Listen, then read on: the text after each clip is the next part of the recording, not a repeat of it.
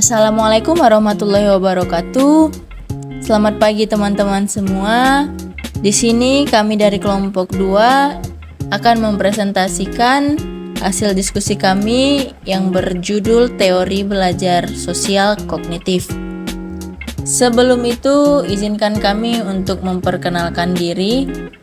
Ada peribahasa mengatakan tak kenal maka tak sayang.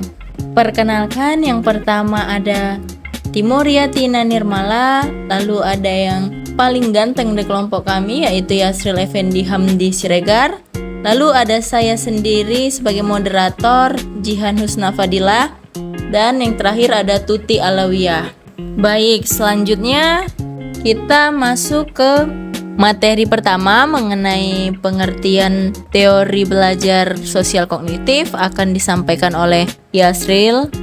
Lalu materi kedua mengenai ciri-ciri teori belajar sosial kognitif akan disampaikan oleh Timoria Tina Nirmala.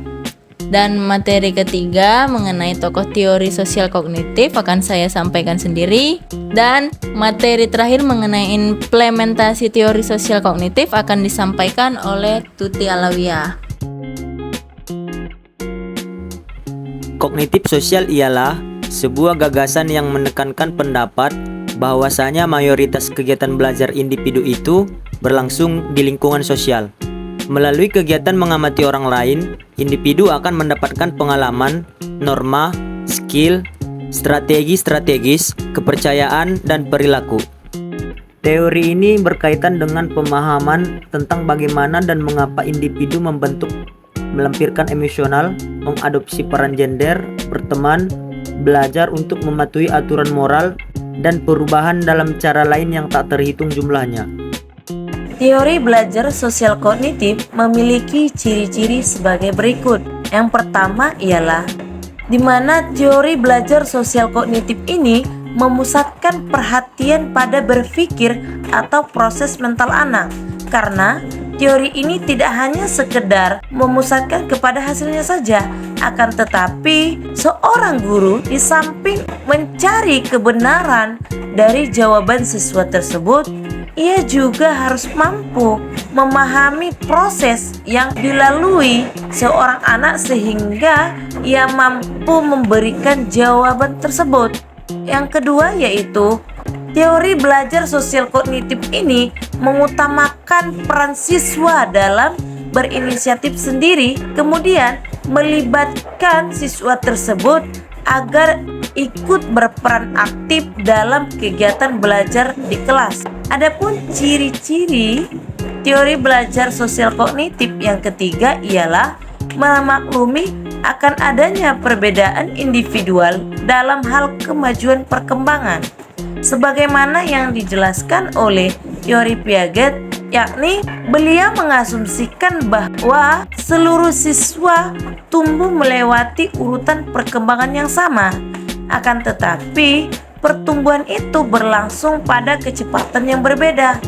Oleh sebab itu, seorang guru dalam proses pembelajaran harus mampu melakukan upaya untuk mengatur kegiatan kelas dalam bentuk kelompok kecil daripada bentuk kelas yang utuh. Adapun tokoh teori sosial kognitif yaitu Albert Bandura. Albert Bandura sendiri lahir pada 4 Desember 1925 di kota Mundare bagian selatan Alberta.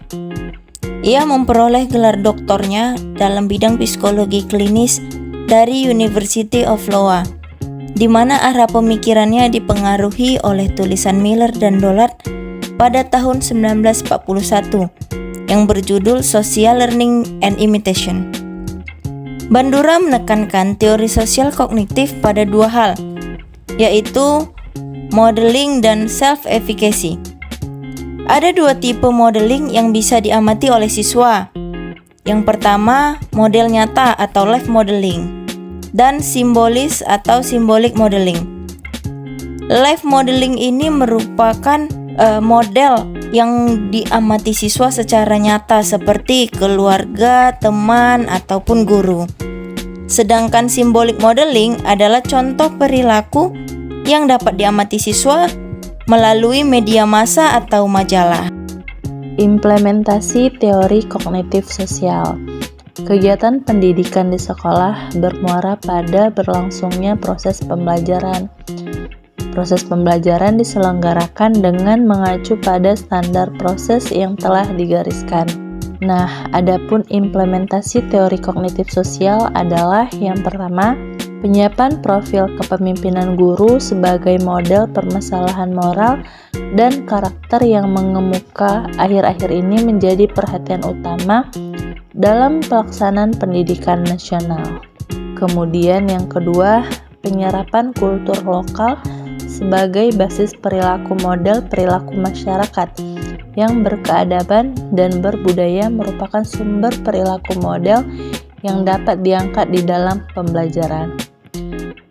Adapun yang ketiga, penciptaan iklim pembelajaran kolaboratif perilaku positif guru menjadi panutan dalam kegiatan pembelajaran. Kemudian yang keempat, yaitu penguatan self-efficacy ataupun keyakinan diri merupakan modal berharga dalam menggerakkan setiap aktivitas belajar peserta didik. Dan yang kelima adalah penguatan karakter melalui habituasi. Sebagaimana yang telah dijelaskan sebelumnya bahwa teori kognitif sosial Bandura menekankan pada hubungan saling mempengaruhi di antara tiga komponen, yaitu lingkungan, proses kognitif, dan perilaku.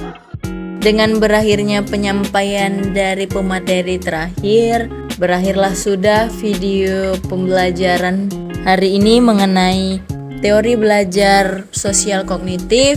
Maka dapat diambil kesimpulan bahwa teori yang dirajut oleh Albert Bandura dikenal dengan sebutan social learning theory dan teori pembelajaran sosial kognitif. Teori ini merupakan proses pembelajaran atau perilaku yang dibentuk melalui konteks sosial dan juga menekankan bahwa proses kognitif manusia berperan dalam kegiatan dan mempertahankan pola-pola perilaku. Mungkin itu saja yang dapat kami sampaikan mengenai teori belajar sosial kognitif. Akhir kata, kami ucapkan terima kasih kepada para audiens yang telah menyimak video kami hingga akhir. Bunga mawar, bunga selasi. Sungguh indah tiada duanya. Cukup sekian dan terima kasih. Semoga tiada yang bertanya. Wassalamualaikum warahmatullahi wabarakatuh.